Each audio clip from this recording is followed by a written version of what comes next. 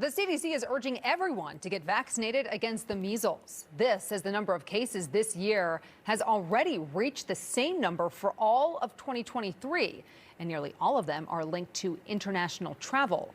Joining us now is Dr. Jeff Pothof, UW Health's Chief Quality Officer. Dr. Pothof, we just had a story yesterday about a dozen measles cases in the Chicago area. How concerned should people be here? I think if you're unvaccinated against measles, things got a little more dangerous. Until, several years ago, we had really good adoption of the measles vaccine. More than 95% of kindergartners were, fully immunized with those 2 doses.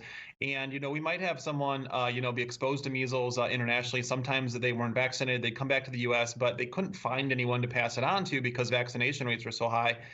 Now with vaccination rates slipping, we're seeing kind of these mini epidemics of measles where there's enough unvaccinated people to keep spreading it around in a community like you're seeing in Chicago right now. When is the first dose of the measles vaccine typically given? Yeah, so usually that first dose between 12 and 15 months, so year and a half. And then that second dose is usually right before kindergarten, usually between age 4 and 6. Now, I know when it comes to symptoms, it's typical of kind of like the flu symptoms. I know obviously there's the rash that is really evident, but how dangerous is measles? Because we don't hear about it a lot. Yeah, you don't hear about it a lot because folks are pretty well vaccinated. But yeah, it can start off almost like any other viral illness, some fevers, myalgias. Some people will get these interesting spots in their mouth called Koplik spots.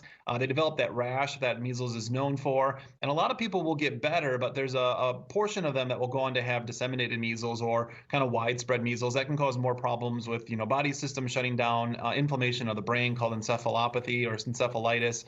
And it can be for some people a pretty dangerous disease. And it's something that is easily vaccinated against and, just kind of get caught up, right? Absolutely. One of our most effective vaccines, measles vaccination, confers about 97% chance that you will never get measles. It's nice and easy that way, but you got to get the jab to get the protection. And it's been around for a long time. Let's completely switch gears here. There seems to be kind of a new trend amongst high school students in particular when it comes to substance abuse. Marijuana, of course, it's still illegal here in Wisconsin. But Delta 8, which has similar psychoactive chemicals, is legal and can be bought at stores. So what exactly is Delta 8 for the parents maybe who are at home watching us? And should they be concerned that their kids can get their hands on it pretty easily? It's a great question because I think a lot of us, when we think of marijuana, we just think of marijuana as maybe that joint or that gummy. But really, the active chemical in marijuana is Delta 9 THC. That's what makes people high when they smoke marijuana or do marijuana gummies. Now, there is a sister compound, which is Delta 8 THC. It's often called like marijuana light. It's not nearly as potent as Delta 9, but it can make you feel somewhat similar as to if you had smoked marijuana.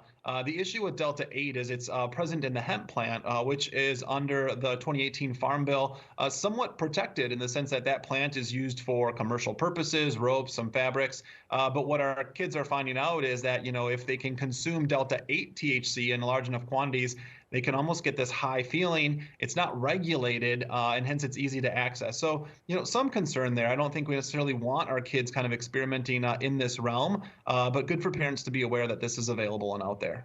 Yeah, I think parents just need to know that this is available and what's going on here. Dr. Pothof, always appreciate your insight. Thank you. Thank you.